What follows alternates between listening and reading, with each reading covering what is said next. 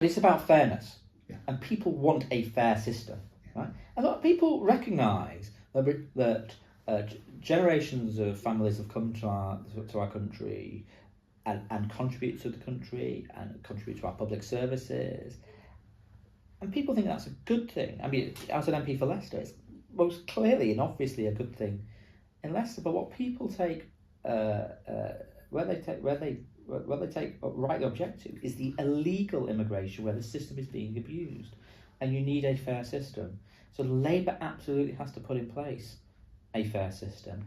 And I just say that, look, for Labour to have a chance at the next election, and I believe it can win the next election, it's got to improve the economy so people feel better off and deal with these affordability issues in society where people think they cannot, or rightly feel that they cannot afford so much which previously they took for granted. Deal with the issues in the NHS where people need good, timely access to quality care. People feel like they can't see a GP for love nor money sometimes. But also put in place a fair system at our borders. It's about fairness. And if Labour can focus on those consistently, Labour can be on a glide path to a victory in 2029. Well, Andy Burnham's a very, very good mayor of Manchester. I mean, I think he is an exceptional politician, and I think Labour's bench would be strengthened immeasurably if he was a member of our Labour cabinet or back in Parliament. And actually, some of the work that he's put in place about getting young people back to work is a project that I was studying carefully when I was Shadow Work and Pension Secretary. And saying all that, though, I don't actually believe all this stuff you hear in Westminster about Keir Starmer's going to be deposed and all that sort of thing. I think Keir Starmer is determined to focus on the issues that matter, which is improving the country and improving people's lives.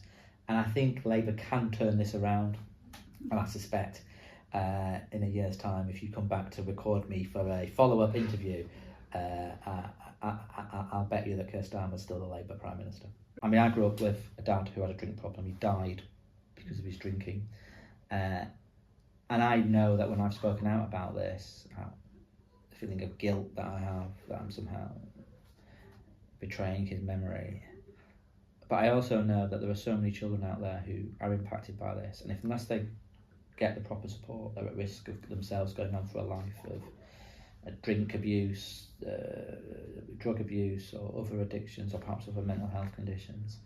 And one of the things that I've always been passionate about is advocating for children of alcoholics. I'll continue campaigning on it, but I'm also looking at how we can improve addiction services through my association with the Centre for Social Justice. It has to return to welfare reform, but at the moment it cannot leave it in the too difficult pile, because at the moment more and more young people are just piling up, left on welfare, stranded on welfare, going nowhere. Nearly 1 million young people in neither education, employment or training. And we all know that if you're not in work at that age, or if you're not in any form of training, you're at risk of a life on the margin. So look, I'm really pleased to be working for the Centre for Social Justice on how we can get these young people the opportunities to make the absolute most of their potential.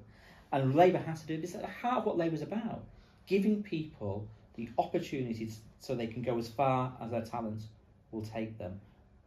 Walking away from this is actually a denial of Labour values.